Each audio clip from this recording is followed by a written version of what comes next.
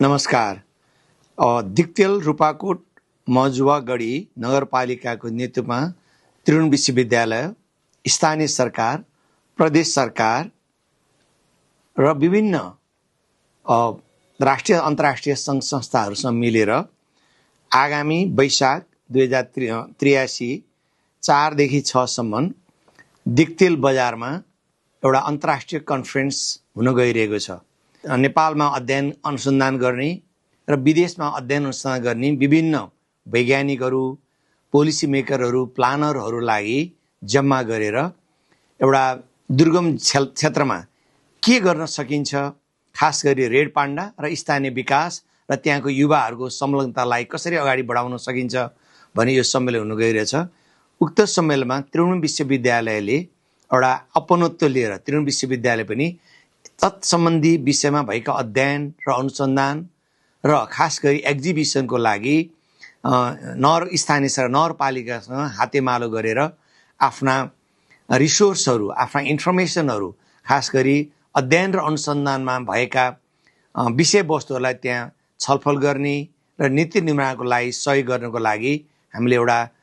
दुई पक्षबीच सम्झौता गरिसकेका छौँ र त्यसमा त्रिभुवन विश्वविद्यालय आर्थिक, प्राविधिक रूपमा सहयोग गर्ने भन्ने हामीले चाहिँ एउटा कमिटमेन्ट जाहेर गरेका छौँ र त्यसको लागि प्रोफेसर डाक्टर राजेश राई सरलाई त्रिभुवन विश्वविद्यालयबाट फोकल पर्सनको रूपमा पनि हामीले तोकिसकेका छौँ। र यो सम्मेलनले एउटा के ल्याउँछ भन्ने लागेको छ भने स्थानीय स्रोत र साधन, स्थानीयमा भएको वातावरणीय समस्या र त्यो वातावरणीय समस्यालाई दिगो रूपमा समाधान गर्न के गर्न सकिन्छ भनेर त्यस क्षेत्रमा रहेका शैक्षिक संस्थाहरू, त्यस क्षेत्रमा रहेका स्थानीय सरकारहरू, त्यस क्षेत्रमा रहनुभएका बुद्धिजीवीहरू र त्यस स्थानमा रहनुभएका विभिन्न स्टेक होल्डरहरूसँग छलफल गरेर एउटा रणनीतिक योजना बनाउने पनि तयार भएको हुनाले त्रिभुवन विश्वविद्यालयले आफ्नो क्षमताले भ्याएसँग यो प्रोग्राम सफलता गर्न र स्थानीय सरकारसँग अथवा त्यहाँको समुदायसँग पार्टनरसिप गरेर आगामी दिनमा अध्ययन र अनुसन्धानलाई कसरी प्रभाव गर्न सकिन्छ को साथै त्यस क्षेत्रमा रहेका हाई स्कुल र +2 का कलेजहरूसँग विज्ञान सम्बन्धी प्रदर्शनी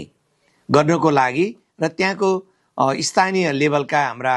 अध्ययनकर्ताहरूलाई, अनुसन्धानकर्ताहरूको मनोबल बढाउने प्रयास पनि गर्ने लक्ष्य रहेको छ। त्यस कारणले त्रिभुवन विश्वविद्यालयको तर्फबाट हामीले के सहयोग गर्न सक्छौँ त्यसमा हामी प्रतिबद्ध छौँ र यो प्रोग्राम चाहिँ त्रिभुवन विश्वविद्यालयको पनि हो भन्ने अपनत्व लिएका छौँ। हामीसँग भएको फेरि मैले भने स्रोत र साधन, खास गरी साइन्स बेस्ड इभिडेन्सहरू र आगामी दिनमा साइन्स बेस्ड पोलिसीहरू बनाउनको लागि पनि यसले केही न केही माइल स्टोनको रूपमा काम गर्छ भन्ने कुरा हामीले त्यहाँ आत्मसात गरेका छौँ। धन्यवाद।